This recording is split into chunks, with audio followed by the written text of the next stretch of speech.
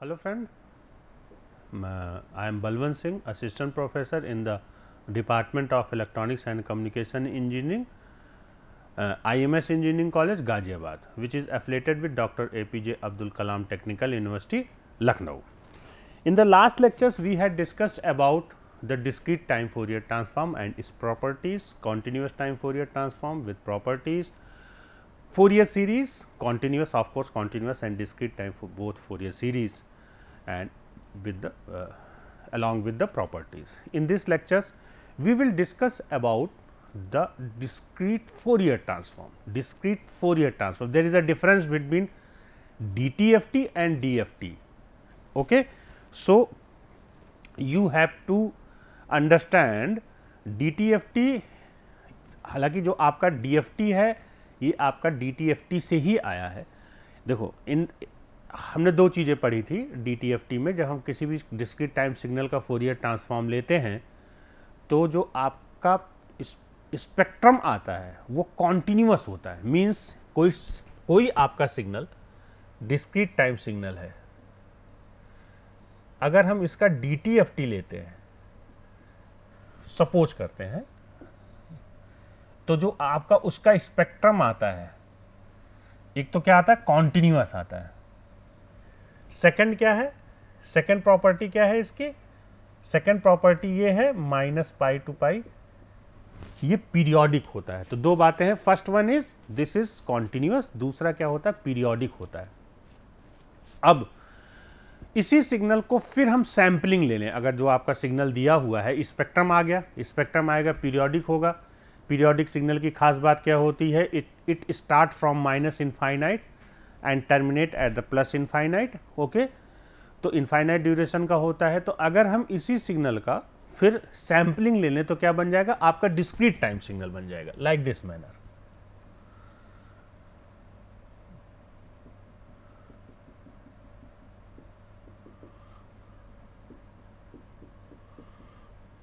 आपका discrete time signal बन जाएगा.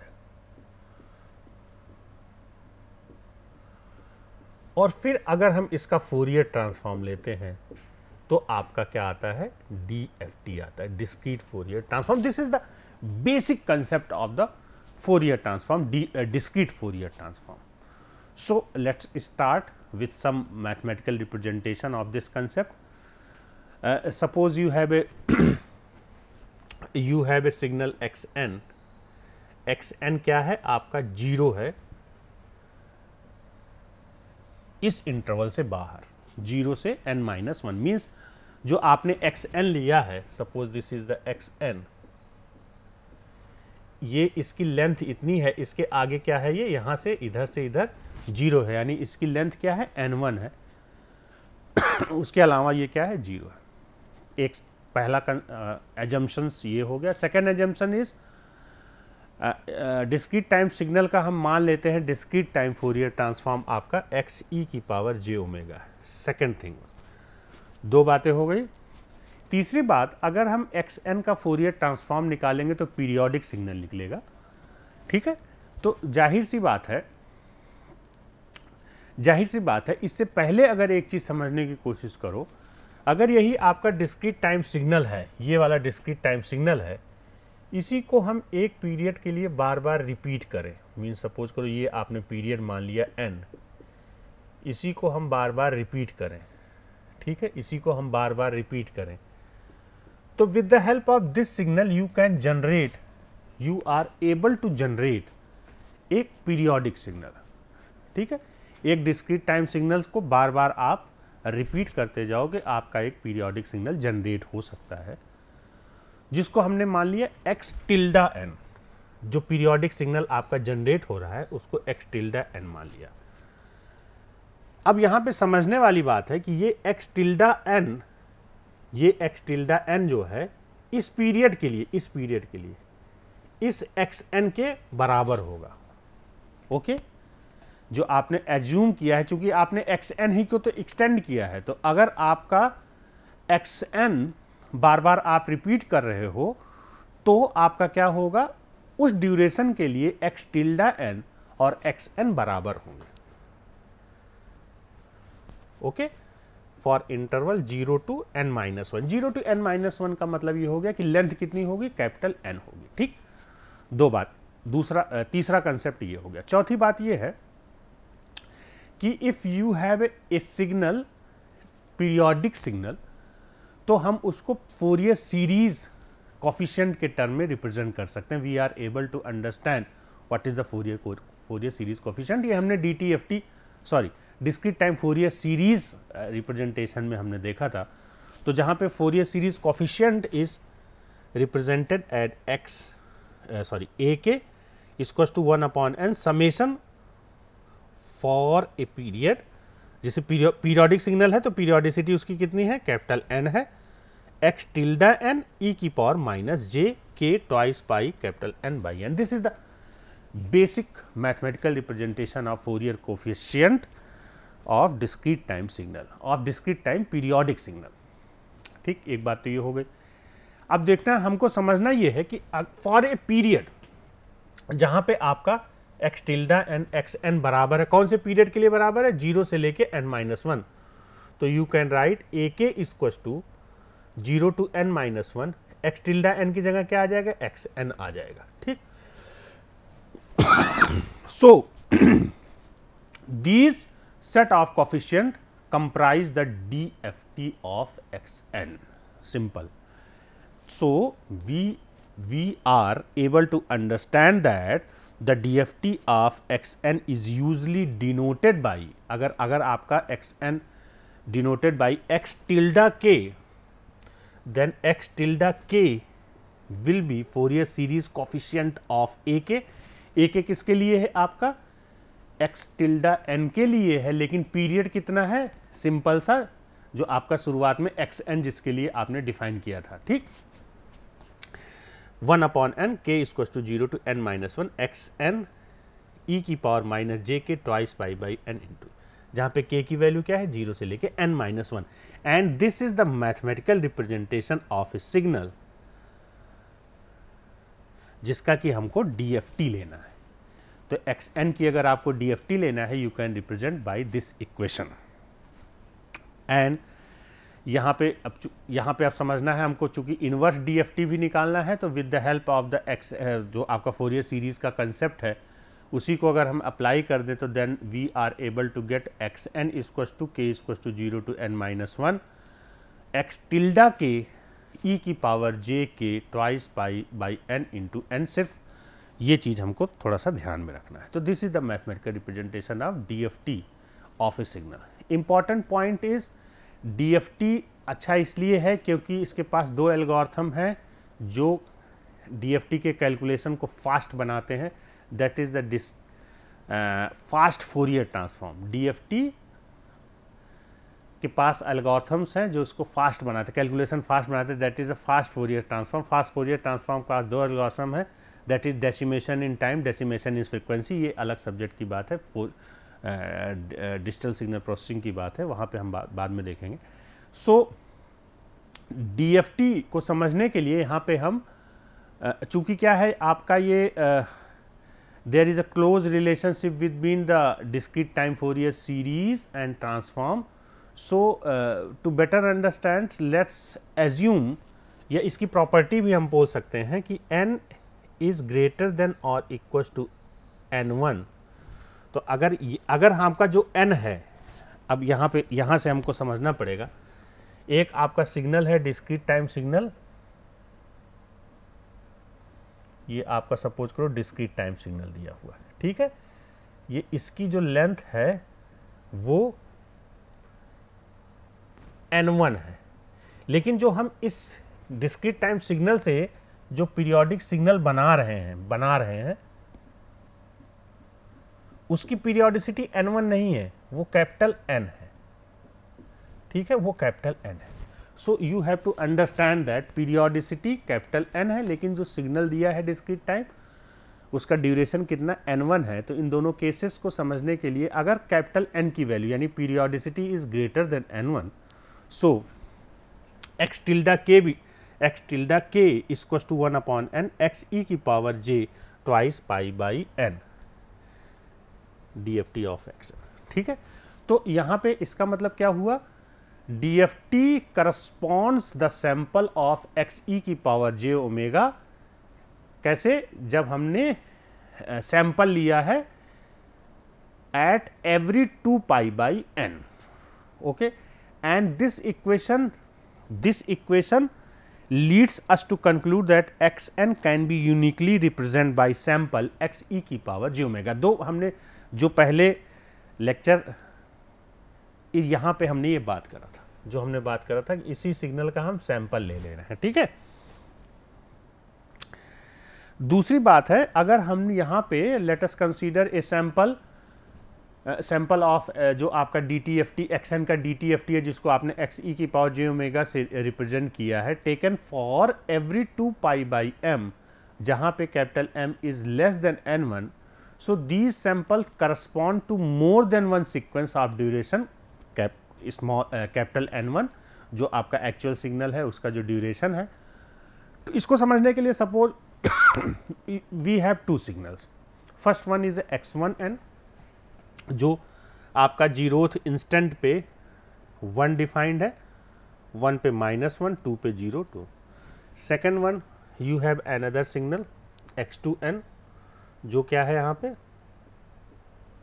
0th पे -1 एम्पलीट्यूड है एंड लाइक दिस मैनर ये डिफाइंड। तो अगर हमने कैपिटल M की वैल्यू जो यहाँ पे ये माना है हमने twice pi by m, m equals to 4 माना, then we are x1 equals to e की power j twice pi by k by 4 equals to ये सिग्नल, इसका फोरियर ट्रांसफॉर्म x1 e की power j omega, x1 tilde कर लो, चलो x1 tilde, और x2 e की पावर j ओमेगा। DFT और DTFT में रिलेशन होता है। अगर हम इसको थोड़ा सा क्लियरली लिखें तो we can write x1 e की power j twice pi k by capital M, जो हम सैंपल लेंगे वो बाद में उसकी वैल्यू रखेंगे, और इसको लिख सकते हैं x2 e की power j twice pi k by capital M। ठीक, इसका फोरियर ट्रांसफॉर्म ये है और इसका फोरियर ट्रांसफॉर्म ये है। और अगर हम m इक्वल्स टू 4 रखते हैं, in this case we are able to get this and this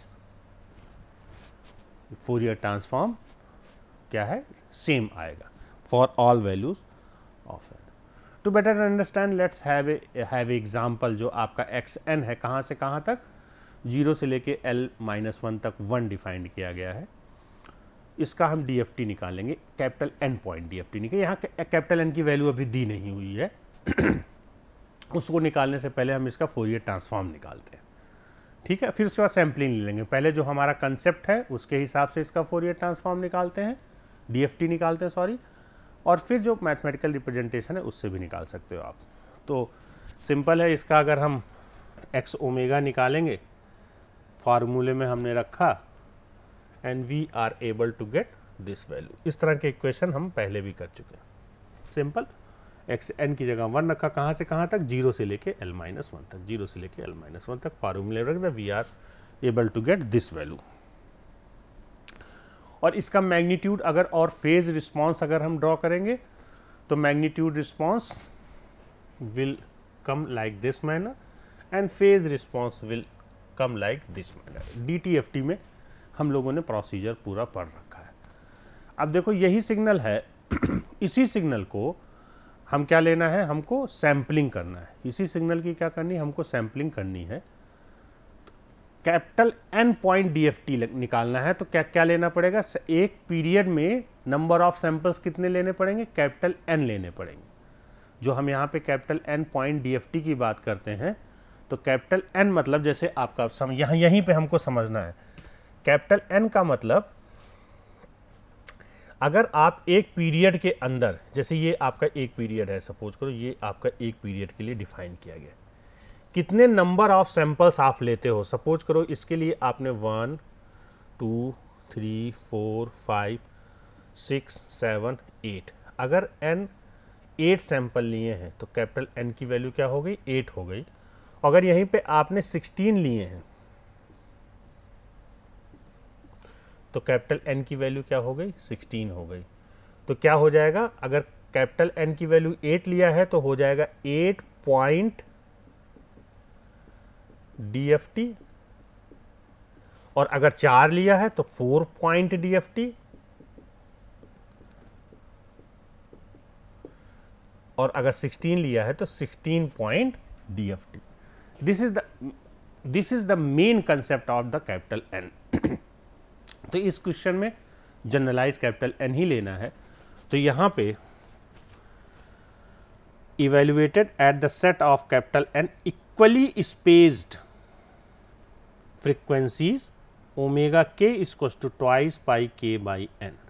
simple, जो मैंने आपसे बात कहा है, हमने क्या करा है, ओमेगा के equals to twice pi k by N, इस पे हमने सैंपल्स ले लिया। तो यानी क्या करना पड़ेगा, हमको ओमेगा की जगह twice pi k by N रखना पड़ेगा लास्ट इक्वेशन में। ये जो हमने मैथमेटिकल इक्वेशन निकाला है, तो यहाँ पे आ जाएगा 1 माइनस ई की power J twice pi k l by n, 1 minus e की power minus j twice pi k by n, and after the some mathematical practice we are able to get this equation. This is basically sinc function. अब यहाँ पे देखो, if capital N और capital L यानी जो आपकी length है, अगर हमने दोनों को सेम कर लिया, यहाँ पे आप समझने जैसी बात है। ये इस इक्वेशन में L क्या है, जो सिग्नल दिया हुआ है, XN सिग्नल दिया हुआ है, उसकी लेंथ है। ये सपोज करो दिया है 1 1 1 1 1 1, इसकी लेंथ है L, ठीक।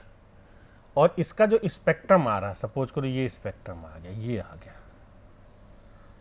एक पीरियड है, इसकी लेंथ L है, और ये क्या है, जितने नंबर ऑफ सैंपल्स आपने लिए, कितने, अगर मान लो यही एग्जांपल है 1 2 3 4 5 6, L की वैल्यू 6 है, या चलो 8 कर लेते हैं, 8 है, और यहाँ पे एक पीरियड के अंदर आपने कैपिटल N इक्वल्स टू 8 ले लिया, ठीक है। तो यानी नंबर ऑफ सैंपल्स भी आपने 8 लिया, जो उसकी लेंथ है, जो एक्चुअल सिग्नल था टाइम डोमेन में, वो भी 8 है। For such type of cases means L capital N equals to L, तो आपका DFT क्या आ जाएगा, DFT becomes XK equals to L, जब k इक्वल्स टू 0 है, और 0 जब k equals to 1 2 3 4 5 and so on. Okay, this is the simple concept. आप यहाँ पे वैल्यू रख के देख भी सकते हो, है ना। यहाँ पे हो जाएगा n से n कैंसिल हो जाएगा, यहाँ पे आपका n कैपिटल N रख दोगे, फिर यहाँ से, है ना। तो सिंपल मैथमेटिक्स जब हम करेंगे तो we are able to get this expression. यानी जो आपका सिग्नल की लेंथ है और n पॉइंट DFT जब दोनों बराबर होते हैं, this is the very interesting outcome, जो आपके प्रैक्टिकली जब आप करेंगे तो बहुत important. There is only one non zero values of the DFT, x omega equals to 0 at the frequencies omega k equals to, क्यों, क्योंकि उस टाइम पे हम क्या रहे हैं, सैम्पलिंग कर रहे हैं ना उसकी, that's why. So according to the L point DFT, L point DFT is it is the sufficient to uniquely represent the sequence xn in the frequency domain, and it is apparent that it does not provide sufficient detail to yield good pictures of special characteristic of xn, means इससे हमको x, we are not able to get the good characteristic of, means characteristic of xn. Second one is omega k is equals to twice pi k by L when capital N is greater than L, and in fact we can view this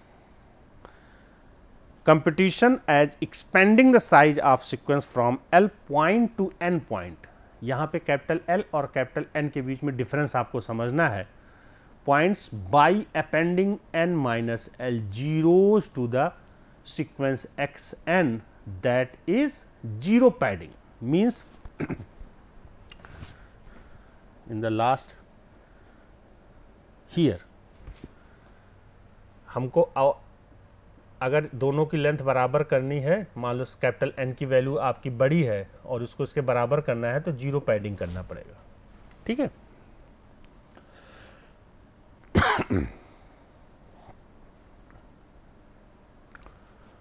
And next, the n point DFT provide finer interpolation than the L point DFT. इसी वजह से n point DFT निकाला जाता है। क्यों? जितने भी number of samples आप लेना चाहो फोरियर ट्रांसफॉर्म का, उतने नंबर ऑफ सैंपल। ऐसा नहीं है कि जितने number of instant discrete time signal में दिए हैं सिर्फ आप उतने ही सैंपल्स लो, आप अपने हिसाब से कितने भी नंबर ऑफ सैंपल्स ले सकते हो। This is the representation where L is equals to capital N, L is equals to 10 and capital N is equals to 50. This is the magnitude representation, and this is you can see that number of samples in one period. You can count, there is 1, 2, 3, 4, 5, 6, 7, 8 up to the 50. There is a and L is 10, यानी जो आपका signal है, जो input signal है उसकी length कितनी है? 10 है। 1, 2, 3, 4, 5, 6, 7, 8, 9, 10, इसकी L जो है 10 है और कैपिटल N 50 कर लिया। सिमिलरली यहाँ पे भी आपने करा, जो आपका फेज रिप्रेजेंटेशन आया था, इस वाले सिग्नल की बात मैं कर रहा हूँ, ठीक है। सैम्पलिंग करा है आपने इस सिग्नल पे कैपिटल N की वैल्यू 50 लेके, ठीक। तो ये this is the basic concept of. और अच्छे समझने के लिए सपोज करते हैं आपका एक सिग्नल दिया है a की power n un for the range of 0 to n minus 1, जो बेसिक फार्मूला है एक्स के का, उसमें हमने वैल्यू पुट कर दिया। कहाँ से कहाँ तक डिफाइन है? 0 से लेके n minus 1 तक। तो summation range 0 to n minus 1 a की power n। After the some mathematical practice we are able to get this one, 1 minus a की power n divided by 1 minus a e की power minus j twice pi k by n। Simple फार्मूले में रख दिया, हमारा simple. Next example is if you have a signal un minus capital n। यहाँ पे हमने कैपिटल n की वैल्यू रख दी है, capital n is equals to 4। थोड़ा समझने के लिए, अब कैपिटल N क्या है हमको बताने की जरूरत नहीं है। Capital N number of samples in a period. तो x के आपका क्या हो जाएगा फार्मूले में, आप ये this is the your formula, और यहाँ पे आप जो वैल्यू पुट करेंगे पहले, अब देखते हैं यहाँ पे k की वैल्यू क्या होगी, क्योंकि यहाँ पे k है ना आपका, k क्या होगा आपका, k इक्वल्स टू 0 से लेके n minus 1। n की वैल्यू 4 है तो k की वैल्यू क्या होगी? 0 होगी, एक 1 होगी, एक 2 होगी, एक 3 होगी, ठीक है। तो यहाँ पे हमने क्या करा, k की वैल्यू 0 रखी तो फार्मूले में भी 0 हो गया। इस जगह देखो ये k 0 हो गया, ओके। मैथमेटिक्स किया, you are able to get 4। Similarly k equals to 1 रखा तो यहाँ पे k की वैल्यू 1 हो गई, ठीक है। 1 हो गया, देखो अब देखना e की पावर 0, सबको ऐड कर लो। ये देखो हमको ये ध्यान रखना है, this comes cos twice pi by 4 minus j sine twice pi by 4। Similarly इसको भी हम ब्रेक कर सकते हैं, इसको भी ब्रेक कर सकते हैं। After the some mathematics you are able to get x1 equals to 0 and x2 and x3 is equals to 0 with the help of this. So, xk will be defined as xk will come 4 0 0 0. Next one, we are able to represent DFT with the help of the Tweedle factor, and Tweedle factor is defined as Wn is equals to e की power minus j omega n। तो हमारा जो formula था उसी में e की power minus j twice पाई n की जगह हमने रख दिया डब्ल्यू एन के एन, तो आपका ये एक्स के लिए फार्मूला बन जाएगा। सिमिलरली x माइनस के लिए फार्मूला बन जाएगा। और अगर हम DFT को मैट्रिक्स फॉर्म में रिप्रेजेंट करना चाहें तो X N equals to W N X N and inverse DFT will be defined like this manner. W N twiddle factor को हम मैट्रिक्स फॉर्म में इस तरह से रिप्रेजेंट कर सकते हैं and x n is represented like this manner. And suppose करते हैं हमने n इक्वल्स टू 4 के लिए ट्विडल फैक्टर हमको ड्रॉ करना है, तो इस देखो ये डब्ल्यू एन की पावर के एन होता है, तो यहाँ पे n मान लो 0 1 2 3 और यहाँ पे k मान लेते हैं 0 1 2 सपोज करो इसके लिए देखते हैं, तो डब्ल्यू के एन, के की वैल्यू भी क्या है 1 है और n की वैल्यू भी 1 है, तो क्या हो जाएगा डब्ल्यू n की पावर 1, दोनों का मल्टीप्लाई हो जाएगा। सिमिलरली यहाँ देखो आपके n की वैल्यू 2 है, k की वैल्यू 1 है, तो क्या हो जाएगा W2 की पावर 4। और हमको ध्यान रखना है, क्या ध्यान रखना है, Wn इक्वल्स टू e की power minus j twice pi by n, ठीक है। तो ये वैल्यू जब हम रखेंगे W e की power minus j twice pi by n, तो ये क्या हो जाएगा, n की वैल्यू 4 है, e की power minus J pi by 2। अब इसी के ऊपर 2 लगा दोगे तो बस cos थीटा साइन थीटा ये हो जाएगा आपका cos, अब ये 2 से 2 कैंसिल हो जाएगा, तो ये हो जाएगा cos pi minus j sine pi, इसकी वैल्यू हम निकालनी है। सिमिलरली हर element you are able to calculate every element in this matrix. Similarly हम कॉन्जुगेट भी निकाल, कॉन्जुगेट सिंपल क्या है, जहाँ जहाँ कॉम्प्लेक्स फॉर्म है वहाँ जहाँ माइनस है उसको प्लस कर लो, जहाँ प्लस है वहाँ माइनस कर लो। देखो यहाँ माइनस है तो प्लस, ये माइनस है तो ठीक है। सो अब यहाँ पे अगर मान लो X N equal to, simple example से समझाया गया है, if X N equal to 0 1 2 3, तो देखो कितना सिंपल, कितना आसानी से हो जाएगा। एक्स एन 0 1 2 3, यहाँ पे कैपिटल N इक्वल टू 4 लेना है, तो ट्विडल फैक्टर आपने डिफाइन किया है। अगर ध्यान नहीं आएगा तो you can calculate by this concept twiddle factor, matrix multiplication कर दिया, we are able to get 6 -2 + 2j -2 -2 -2j and like this manner xk equal to this one. और सिमिलरली IDFT भी हम निकाल सकते हैं, IDFT ये, और इस सिग्नल को एग्जाम्पल IDFT निकालने की, ये सिग्नल 4 4 4 कॉन्जुगेट ऑफ जो ट्विडल फैक्टर था वो वाला मैट्रिक्स यहाँ पे लगते हैं। ध्यान रखना 1/n भी यहाँ पे रखना है और दोनों को हम मल्टीप्लाई करेंगे तो they are able to get. तो with the help of the twiddle factor and this concept you can also calculate the DFT of the given signal. So, thank you very much.